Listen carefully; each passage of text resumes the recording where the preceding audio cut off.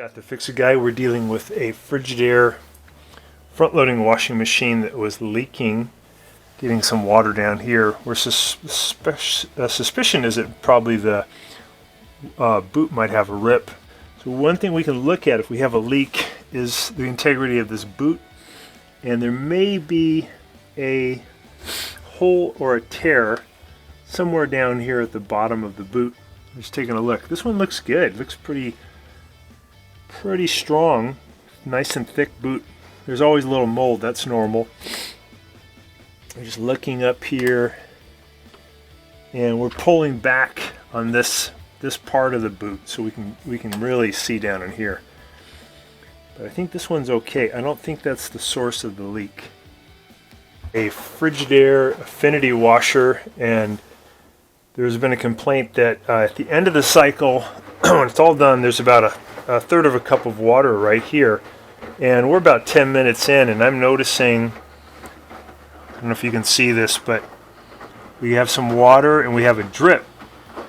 And one of the common things that cause this is really simple to fix, but it's where the glass bowl on the inside where it meets the rubber, you can have some like pet fur that gets between the glass and the rubber, and you don't get a watertight seal, and some water, you can see it even, some water will dribble between the glass and the rubber, and it'll come down here in the front. Sometimes when you look, you'll see, it's hard to see this on the video, but you'll see like a little bit of discoloration, and we can see a little bit of drip here. So again, really easy to cure. All it is a matter of taking Windex and just really cleaning the bottom of the glass bowl. So that's going to be really easy to fix. So to fix the dribble leak problem where a little bit of water dribbles down the front, ends up here, all we got to do is, once the door is open, just got to clean the glass, which is pretty easy to do.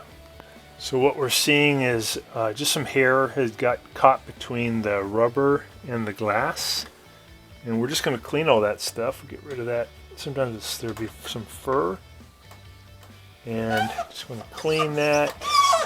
You can also look at the rubber, and sometimes you'll notice that there might be a chip missing, and then you would need to replace the bellows. But this one, I think there's just some stuff in the way. I'm going to clean all that, and then the main place to clean is underneath here, underneath the glass. That's where a lot of stuff accumulates, and you can also clean all the way around, but mainly down here is where you're going to get the leak. So we're just going to get some of that stuff out of there. Again, it's just mainly hair builds up.